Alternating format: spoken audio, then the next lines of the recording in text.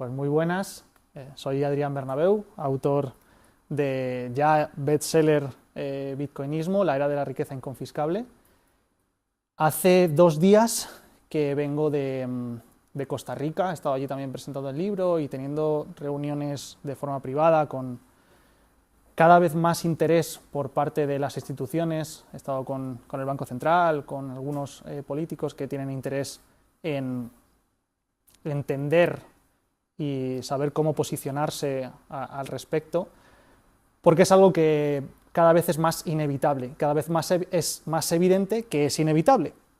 Entonces, no queda otra que tratar de posicionarse favorablemente en su posición, que cada vez lo tienen un poquito más difícil.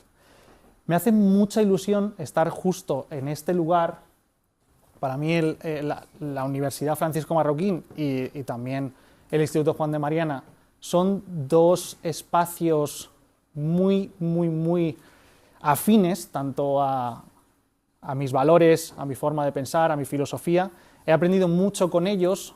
No he sido directamente alumno de esta universidad, pero he estado también más de una vez como ponente aquí y aprendiendo de todas las mentes que han estado en este lugar. Me hace también mucha ilusión estar en esta sala que se llama Hayek, principalmente porque para mí es uno de los autores más brillantes que hemos tenido en la humanidad, y da la casualidad de que normalmente empiezo con una frase, o con una cita, mejor dicho, de Hayek, y justamente estamos en la sala de Hayek, y pues viene muy a cuento, ¿no? Y Hayek, pues ya hace unos cuantos añitos, hace más de 40 años, ya decía: no creo que volvamos a tener un buen dinero hasta que se lo quitemos al gobierno de las manos. Y después añadía: no podemos quitárselo violentamente, todo lo que podemos hacer es introducirlo astutamente de tal forma que no lo puedan parar. Y vamos a detenernos en 2 cuestiones, ¿no? que las pongo en negrita, y es introducirlo astutamente, ¿vale? Porque va, digamos, por otra vía que no es la de la fuerza, que no es la del curso legal o forzoso, que es tal y como lo ha hecho, por ejemplo, o lo ha intentado hacer, mejor dicho, El Salvador, que esto también ha salido recientemente pues en la prensa, ¿no? Como si hubiera sido algo fallido el hecho de que El Salvador haya tenido que eliminar el curso legal, el uso de Bitcoin como moneda de curso legal en su país.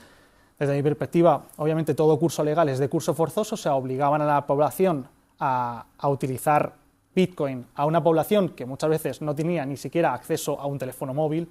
Cuando vamos a... Yo he estado allí personalmente y he estado, por ejemplo, en lugares como Berlín, que se llama igual que la de Alemania, o en lugares de montaña o en lugares más pobres, en los que pues, una mujer que tiene una tiendecita, que no sabe cómo utilizar el móvil, pues obligarle a la población a que acepten Bitcoin, porque eso es lo que conlleva hacer un curso legal. Aquí en España tú no puedes decidir o no aceptar euros, estás obligado a aceptar euros como comercio. Entonces eso es contrario, como bien sabéis, a todo lo que tiene que ver con una filosofía liberal, una filosofía de aceptación voluntaria, de que cada uno pueda decidir cómo quiere cobrar aquello que presta, aquel servicio o producto que da, que pueda decidir cómo prefiere cobrar su trabajo, ¿no? Y en este caso, introducirlo astutamente no es introducirlo a la fuerza. Y por otro lado, que diga que no lo puedan parar también es extremadamente importante. Y nos vamos a detener sobre todo en este matiz, en que no lo puedan parar, porque ¿cómo podemos hacer que no lo puedan parar? O sea, vale, está muy bien Hayek, genial, y sí, vamos por esa vía. Ya me parece un visionario por verlo con tanta antelación, pero ¿cómo hacemos que no lo puedan parar? Normalmente el dinero lo vemos como blanco o negro. Esto es dinero y esto no es dinero. Yo personalmente he estado en tropecientas charlas en las que se debate sobre qué es dinero y qué no es dinero, qué funciones tiene que tener, qué características tiene que tener. No, eso no es dinero, esto sí es dinero, y tiene que ser así y asá, y según decía Mises, y bla, bla, bla. y nos ponemos a discutir sobre los matices de lo que ha dicho un autor u otro sobre lo que es o no es dinero. A mí me gusta verlo de otra forma y así es como lo muestro en el libro, lo muestro como grises, como que el dinero no es o no es, o no es, sino que tiene un grado, digamos, ¿no? Una escala gradual, y yo lo llamo, la terminología tal cual que utilizo en el libro es grados de dinerabilidad. Es decir, todo lo que existe, todo lo que tenemos, esta mesa, este vaso, el agua, las sillas, el ordenador, todo, absolutamente todo, tiene grados de dinerabilidad. Y se puede medir en base a las características que tiene. Hay ciertas características, pues su durabilidad, su portabilidad, si es fungible o no, si es verificable, si es divisible, si es escaso. Según las cosas no son escasas o no escasas, tienen un grado de escasez, tienen un grado de durabilidad, tienen un grado de verificabilidad. Pues dependiendo de cuáles sean esa graduación, estarán más cercanas a ser un buen dinero o a no ser un buen dinero. Serán mejor o peor dinero dependiendo de esos grados. Y el buen dinero es el bien con más incentivos a crear o encontrar. ¿Qué quiere decir esto? Básicamente es que si encontramos algo que cumple con las mejores características, sí o sí, todo humano, toda empresa, todo Estado, va a estar incentivado a producir más de eso, a encontrar más de eso. Va a querer atesorar más y producir más porque es lo más valioso, o lo más líquido que hay, o lo más escaso que hay.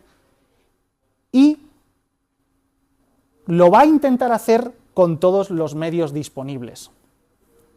Pero el buen dinero es diferente al mejor dinero. Y el mejor dinero es aquel que es más resistente a modificar su oferta. Cuanta mayor resistencia haya de ese bien a crearse más unidades o a encontrarse más unidades, mejor dinero será. Adrián, espérate un momento porque no sé si te sigo. Vale, una cosa es que sea durable, que sea fungible, que sea escaso, que tenga todas estas características, que sea portable, etc.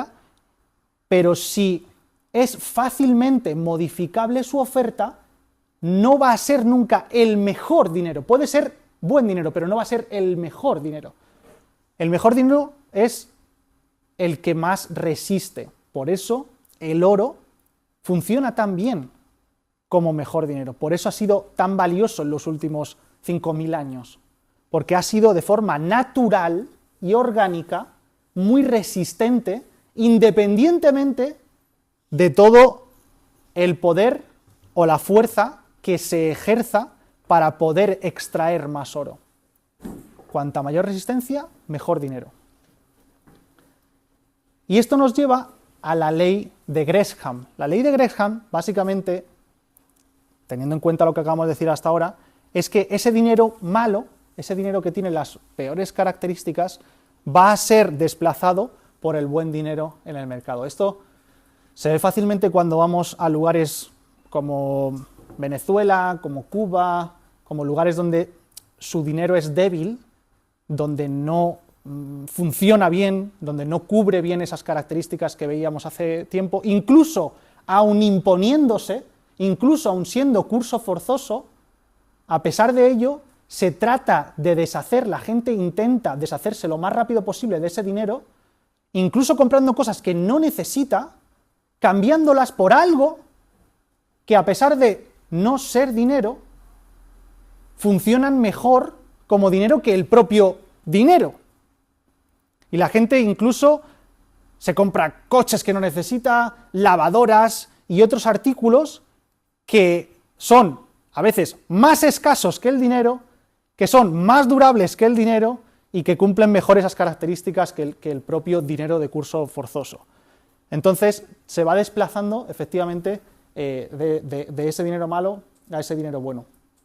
Y fijaos que, por ejemplo, lo que consideramos el dinero, el mejor dinero del mundo, ¿no?, que es ese dólar, pues ya vemos cómo ha perdido un 95% respecto a los bienes de consumo, porque esto a veces también nos cuesta entenderlo. O sea, espérate un momento, pero si se supone que el dólar es estable, ¿cómo puede ser que, pues el poder, o sea, tiene un poder de compra, tiene una capacidad en este caso, de medirse respecto a los bienes de consumo? Y el dólar, desde hace pues aproximadamente 100 años, vemos cómo ha perdido un 95%, pero todas las demás divisas respecto al dólar han perdido muchísimo más. Sé que se ve pequeñito, pero voy a decir algunas de las cifras que se ven por aquí. Pues el peso argentino respecto al dólar, o sea, el dólar ya ha perdido un 95%, pues el peso argentino respecto al dólar, menos 98, la lira turca menos 92, y así, ¿no? El rublo ruso menos 66, el real brasileño menos 55, y así sucesivamente. Esto lo voy a pasar muy rápido. Vosotros ya seguramente sabréis que a lo largo de la historia hemos tenido diferentes formas de dinero, por eso también hablábamos de los grises, aquellas que funcionaban mejor como dinero, o aquello que se ha ido encontrando en base a prueba y error de forma orgánica y no deliberada. O sea, no ha habido alguien que dijera esto sí es dinero y esto no es dinero, sino que de forma orgánica, en base a prueba y error, se ha ido modificando la forma en la que los humanos intercambiaban los bienes y servicios, pues a través de simplemente un favor. Antes era, oye, tú me has hecho algo por mí, yo te debo algo a cambio, te debo un favor. Simplemente se intercambian favores. Luego pues ha venido el trueque, las abstracciones, dependiendo de la escasez que hubiera de esas abstracciones. Por ejemplo, en lugares de costa era mucho más valioso una pluma de águila, porque había menos, y en lugares de montaña, pues obviamente era mucho más valioso unas conchas marinas, porque había menos, y vemos cómo esas características o esos grados de dinerabilidad se veían claramente en cada una de las modificaciones, ¿no? Y así vamos viendo cómo pues el oro, acuñación de monedas, papel, moneda, y esto es un esquemita muy simple de cómo vemos que hemos pasado de menores grados de dinerabilidad en base a prueba y error, básicamente porque si yo intento ahorrar en manzanas, ¿qué pasa?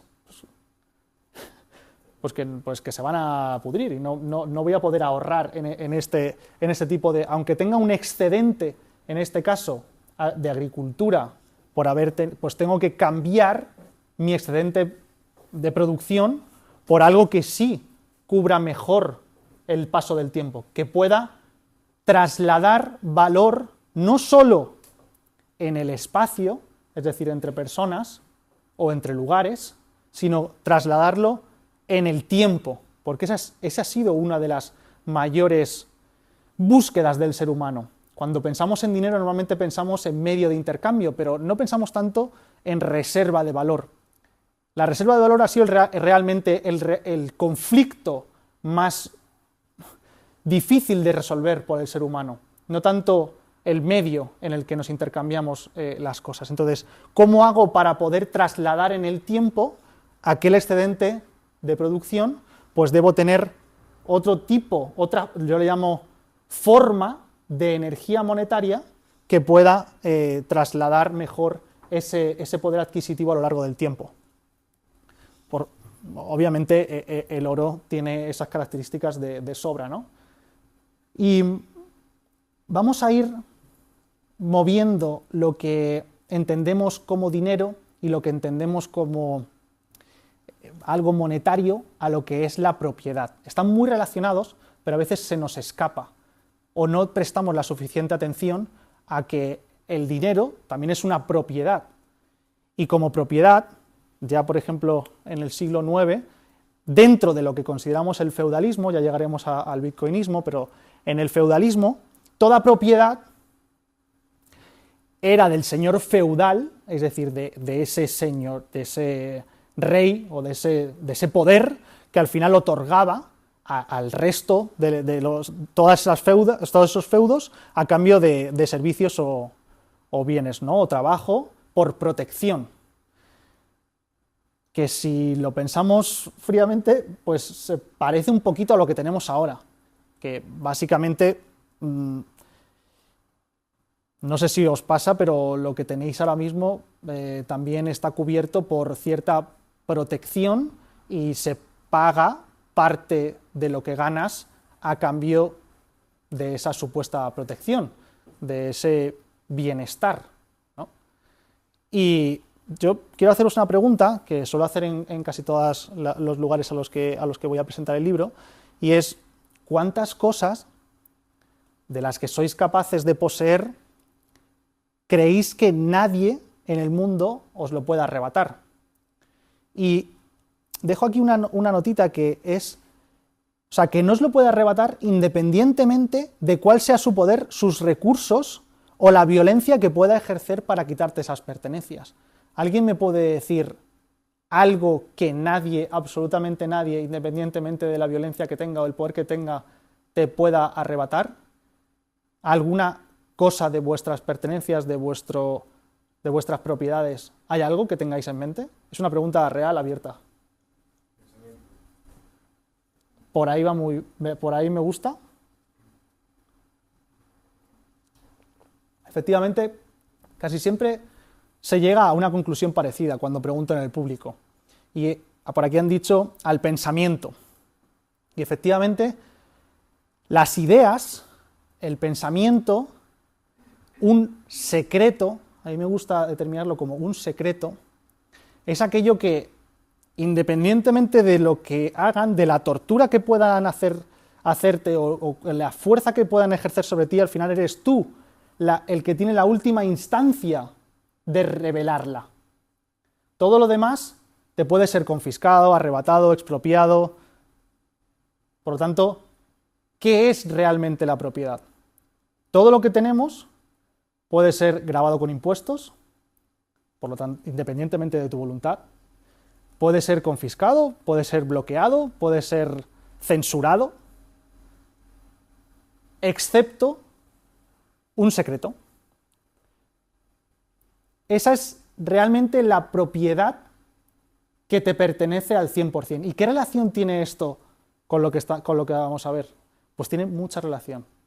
¿Por qué? Porque todo lo que tenemos, al final, es un usufructo. Todo lo que poseemos en realidad no es nuestro. Se le llama usufructo jurídicamente a aquello que tenemos la capacidad, el uso y disfrute, pero no la tenencia. Toda propiedad se basa en dos conceptos: nuda propiedad y usufructo. La nuda propiedad es quien tiene supuestamente la propiedad como tal, y por otra parte el usufructo es quien tiene el uso y disfrute. Puede estar en la misma persona o en la misma persona jurídica, pero a veces no, a veces está separado. Entonces podríamos decir que en este caso el Estado tiene la nuda propiedad, digamos, y a veces también el usufructo de algunos bienes, y nosotros prácticamente todo lo que tenemos es un usufructo, excepto nuestras ideas, nuestro pensamiento, nuestros secretos. Y incluso en el artículo 128 de la Constitución Española, literalmente dice así, dice: toda la riqueza del país en sus distintas formas y sea cual fuere su titularidad, está subordinada al interés general. O sea, toda la riqueza, da igual cómo esté esa riqueza, me da igual que sea una cuenta bancaria, unas acciones, un suelo, una propiedad inmobiliaria, un edificio, lo que sea, un coche, lo que sea. Sea cual fuera su titularidad, es decir, da igual que esté a nombre de una persona, de una empresa, de lo que quieras, está subordinada al interés general. El interés general es, bueno, ahora se necesita porque tenemos un bicho, una necesidad más allá, porque hay muchas personas que lo están necesitando y tú tienes 5 propiedades y esa persona tiene 0 propiedades, entonces vamos a repartirlo por el interés general, da igual. La justificación se encuentra cuando la Constitución lo apoya. Entonces, todo depende de un tercero de confianza. Obviamente lo que tienes en el banco, todos los inmuebles, cualquier tipo de acción o activo financiero, también las criptomonedas, porque al final dependen de un tercero, pero no pasa lo mismo con Bitcoin. Bitcoin sí tiene relación con esa idea, con ese secreto. Bitcoin depende de una clave privada. El acceso y la manipulación o la utilidad que puedas hacer de ese Bitcoin es en base a un secreto, a eso que llamamos la semilla, la clave privada, 12 o 24 palabras. Si tú conservas ese secreto de una forma, pues como se debería con un secreto, tú serás quien tenga en última instancia la posibilidad de revelar o no revelar esa propiedad. Y nadie más que tú tendrá acceso a esa propiedad. Y por lo tanto, pues se vuelve algo inconfiscable. Aquí veríamos el ejemplo de lo que estábamos viendo antes. Por lo tanto, y vamos terminando, una promesa es lo que entendemos, lo que tenemos ahora mismo como dinero, que al final es una promesa de pago, no es un activo real, es un papel que dice que tenemos la posibilidad de tener ese mismo valor, esa misma capacidad de compra, siempre y cuando el deudor, en este caso el emisor, así lo siga haciendo, ¿no? Y pasamos de esa deuda a un activo real, que sería Bitcoin, ¿no? De un activo, cualquiera de los que hemos comentado anteriormente, que tenga, o que mejor dicho, que no tenga resistencia a crearse más, o sea, todo lo que existe actualmente se puede crear más, se puede emitir más, se puede construir más, se puede encontrar más, pasamos de cualquier activo que pueda ser modificable su oferta a un activo como es Bitcoin, que es finito por completo, que nunca habrá más de 21 millones. Y esto nunca había pasado a lo largo de la historia, jamás. Nunca habíamos tenido en toda la historia de la humanidad algo que fuera finito.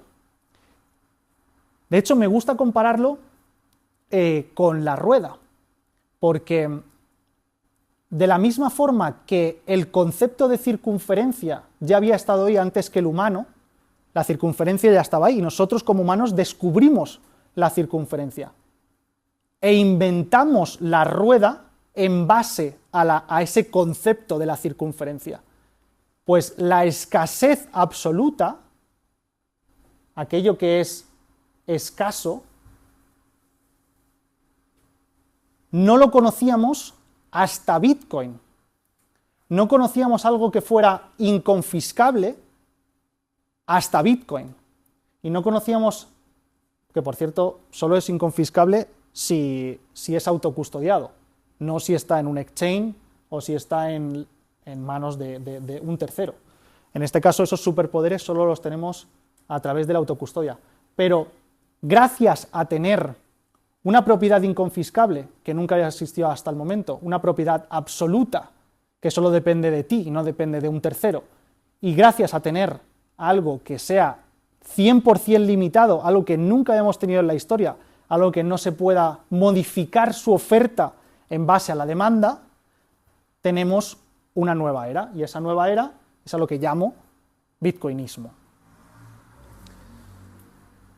Hasta aquí podríamos parar. Voy a dejaros unos datos de actualidad muy rápidos y pasamos a preguntas. De la misma forma que tenemos un activo por primera vez en la historia que es escaso y que eso ya genera de por sí unas casuísticas mundiales que no habían pasado nunca y que tenemos pues una realidad que de repente acaba de cambiar. Y esto, por primera vez en la historia, también ha sido diferente, porque hasta el momento tener un activo o la capacidad de acceder a ese activo solo había estado en manos de aquellos que sí tenían el poder. Pero por primera vez en la historia, las personas de a pie, cualquier persona como nosotros, ha tenido la posibilidad de acceder a un activo limitado, escaso y con todas esas propiedades de mejor dinero antes que las instituciones. Bitcoin nació el 3 de enero de 2009 y las instituciones podríamos decir como un día especial que el 11 de enero de 2024, que fue cuando se lanzaron los ETFs de Bitcoin, fue cuando legalmente se le dio una ventana de oportunidad a los grandes fondos. Y fue cuando empezaron a entrar de forma masiva, digamos, o facilitar el acceso a las instituciones. Pero es algo también muy loco que cualquier persona haya tenido acceso antes que las instituciones y antes que los países. Porque es ahora cuando se están empezando a interesar los países. Es hace muy reciente desde que El Salvador, en 2001, decidió empezar a atesorar Bitcoin, y de la misma forma en la que pues Estados Unidos o Rusia, por ejemplo, aquí vemos una de las noticias que Estados Unidos pues congeló, ¿no? Después de esa guerra que iniciaron Ucrania y Rusia, pues se bloqueó el sistema SWIFT para Rusia y se bloquearon ciertos fondos en dólares que Rusia tenía. Entonces entra en juego Bitcoin y dice, vamos a ver, si me congelas lo que se supone que es ese buen dinero, lo que se supone que es mi propiedad, sea mejor o sea peor, sea justificado o no sea justificado, la cuestión es que se ha congelado una propiedad que pertenecía en este caso a otro país, y con Bitcoin esto no es posible. Entonces los países se ponen en esa teoría de juegos y en esa geopolítica de tirones y tensiones geopolíticas, entra en juego un activo que no es confiscable. Y a los países eso les empieza a gustar, porque se dan cuenta de que tienen la capacidad de estar al margen de cualquier congelación o de cualquier bloqueo o de cualquier expropiación, ¿no? También del mismo modo Brasil, Suiza, Polonia, Bután, que Bután ha cambiado su realidad casi del día a la noche, o de la noche al día, como queráis verlo, porque en Bután sucede una cosa extraña o diferente, y es que tienen una presa muy muy grande con un excedente de electricidad brutal. Entonces constantemente se está derrochando energía que podría ser utilizada, pero la demanda no da uso a esa electricidad. Entonces lo que han estado haciendo es toda esa energía que no se estaba utilizando para las personas, para los comercios, para la industria, se estaba utilizando para minar Bitcoin. Toda aquella que se iba a derrochar, yo en el libro lo llamo energía naranja, esa energía que no iba a tener otro uso, que directamente iba a fluir, simplemente porque el agua sigue fluyendo y si tú no la conviertes en electricidad se pierde para siempre. Bután lo que hizo fue trasladarla a Bitcoin, utilizar Bitcoin como una especie de batería digital, almacenar esa energía en Bitcoin. Y solo por hacer eso, de repente se han visto en unos años con miles de Bitcoins que han supuesto actualmente más del 41% de su PIB. O sea, de ser un país ultra pobre a estar en el mapa. Lo mismo, pues ya fondos de pensiones que de forma indirecta están haciendo que pensionistas estén invertidos en Bitcoin sin casi darse cuenta. Y del mismo fondo, o sea, de la misma forma, que no sé por qué no se ve esta foto, pero básicamente es lo mismo que pasa con el Nasdaq. MicroStrategy es una de las empresas que más Bitcoin tiene ya casi 500.000 Bitcoins, y ha entrado en el Nasdaq gracias a esto, a las 100 empresas tecnológicas más importantes del mundo, y cualquier persona que esté invertida en Nasdaq, de forma indirecta, está invirtiendo en Bitcoin, sin darse cuenta. Por lo tanto, esa escasez absoluta hace que haya un activo único que no había existido nunca hasta ahora en la humanidad.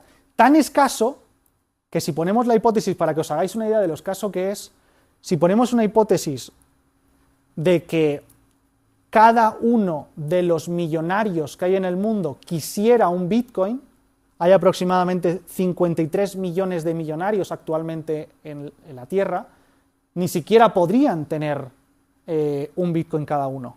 Saldrían más o menos a 0,39 bitcoins por millonario, algo que actualmente ya es imposible porque ya hay muchas personas que tienen mucho más de un bitcoin, pero para que os hagáis una idea de la proporción de lo loco que es eso. Y si lo repartiéramos esos 21 millones entre 8.000 millones de personas que somos en el mundo, pues esa sería más o menos la cantidad que correspondería a cada humano. O sea, es una cantidad, bueno, que realmente le resolvería la vida a muchas personas en poco tiempo, pero para que os hagáis una idea de la escasez que tiene, ¿no?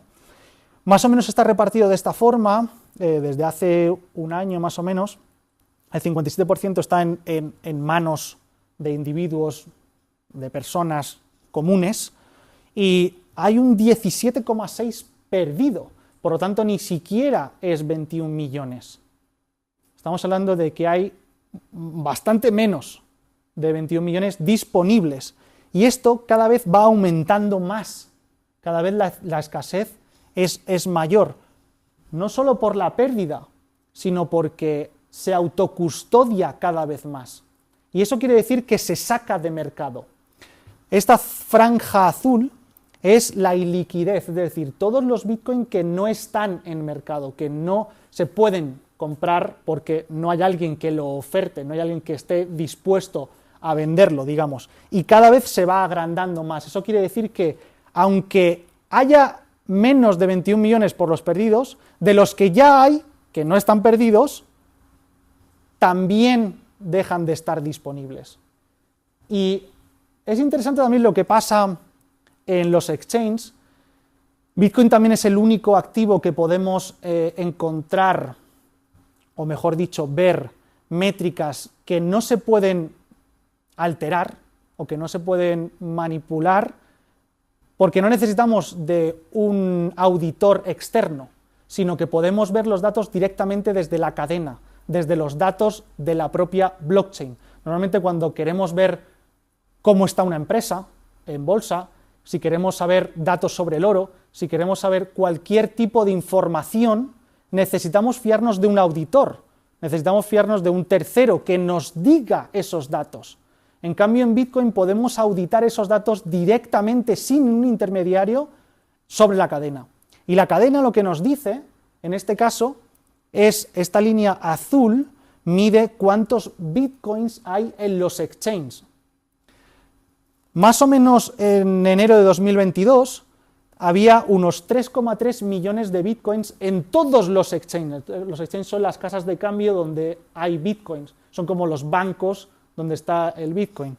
Y vamos viendo cómo incluso se nota claramente en el precio cómo justo cuando además desciende, es decir, que se saca mucho bitcoin de los exchanges, se genera más escasez en el mercado y por lo tanto también vemos cómo se refleja en el precio, ¿no?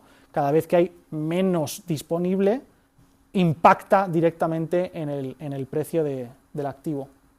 Y actualmente hay menos de 2,5 millones de bitcoins.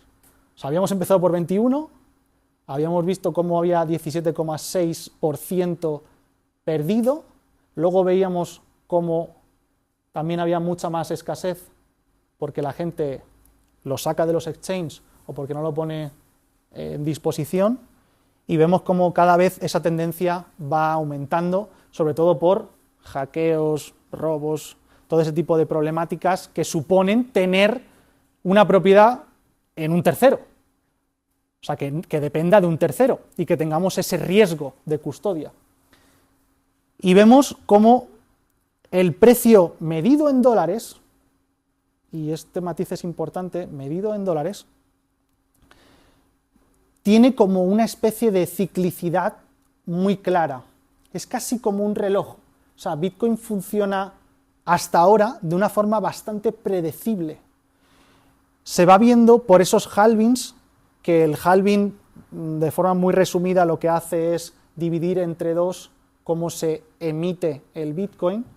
Empezó por 50 Bitcoins y cada 4 años aproximadamente se va emitiendo la mitad, 25, 12,5 y así, cada 10 minutos en un bloque. No hace falta que profundicemos en ello, si no lo habéis entendido no pasa nada, no es relevante ahora mismo, pero la cuestión es que esos halvings van haciendo una presión de mayor escasez y se ve afectada directamente en el precio.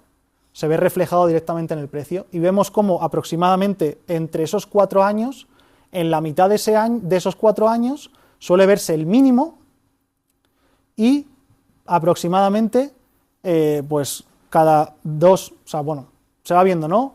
Va pasando, por ejemplo, al principio del 17, o mejor dicho, a finales del 16, y un año después vemos el máximo, otro año después aproximadamente, o 2 años después vemos el mínimo, y así sucesivamente, ¿no? Y también vemos, y el motivo por el que pongo esto, es porque cada vez vemos que la volatilidad se va reduciendo. Tanto los mínimos como los máximos van siendo cada vez menos volátiles, básicamente por el volumen. Cada vez hay más volumen, cada vez hay más dinero, cada vez entra más capital, y eso hace que tanto las caídas como los momentos alcistas se vayan reduciendo. Y gracias a esta medición de la cadena, a estos datos de la cadena que comentábamos antes, podemos tener datos que no habíamos tenido tampoco nunca en ningún otro activo. Esto es el Z-Score, que básicamente, aquí os lo he puesto de forma muy resumida, pero básicamente lo que hace es medir la desviación de la capitalización de mercado y la capitalización realizada. ¿Qué quiere decir eso? Básicamente nos ayuda a identificar cuando Bitcoin está infravalorado o sobrevalorado en comparación a su precio histórico. Si no lo habéis entendido, vamos a hacerlo de forma más simple. Una cosa es la línea negra mide el precio, que lo vemos aquí. Estos son 100.000, y vemos cómo se ve, cómo desde 2010 cómo ha ascendido el precio, y luego tenemos el indicador, que es esta línea naranja, que básicamente nos va indicando, cuando está en la zona verde, nos dice que está infravalorado, según la comparación de su precio histórico. Y por arriba, en la zona roja, está sobrevalorado. Si os dais cuenta, el Z-Score no es muy pesadito, es sencillo y encima nos lo dice muy pocas veces, nos avisa muy pocas veces. Nos dice, oye, aquí en 2012 te aviso, aquí en 2015 te vuelvo a avisar, 2019 te vuelvo a avisar, en 2020 por el COVID te vuelvo a avisar, y aquí en 2023 otra vez. O sea, 1, 2, 3, 4, 5 veces en toda su historia. Solamente 5 veces.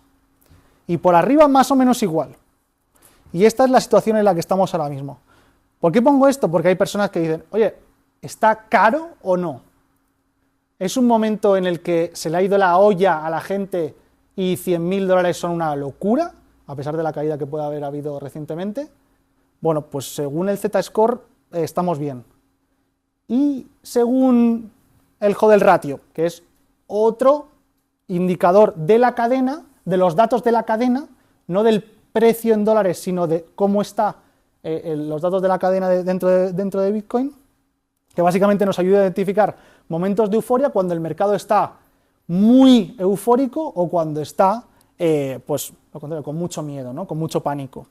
Y básicamente funciona igual. Zona verde, zona roja, nos avisa y veis que, bueno, también le queda un poquito de recorrido. Y este me gusta especialmente, básicamente porque es una forma distinta de ver un gráfico, es en forma de espiral, y lo que nos indica es, por radios, desde el precio 0, va subiendo a 1 céntimo, $1, $10, $100, $1.000, así, ¿no?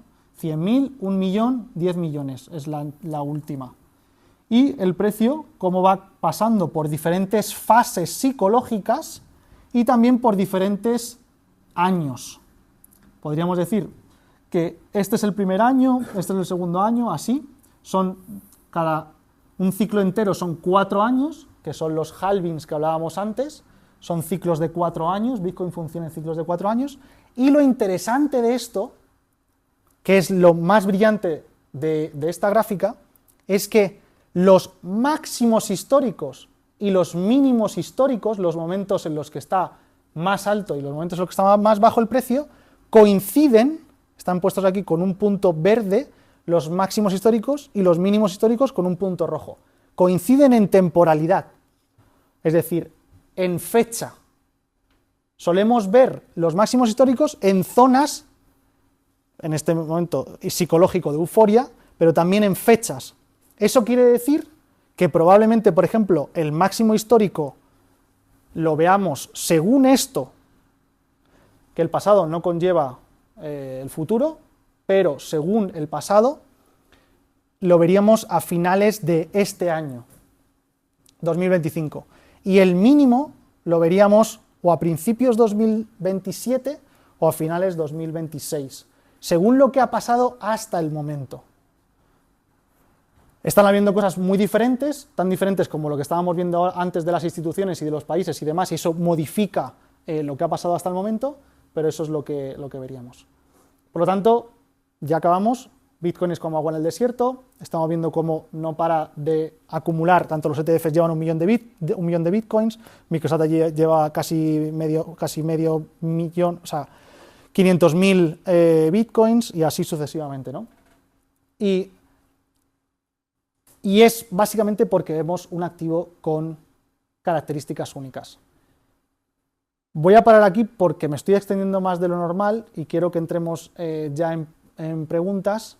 Hay algunas diapositivas más, pero solo las voy a utilizar si realmente vienen a colación en las preguntas.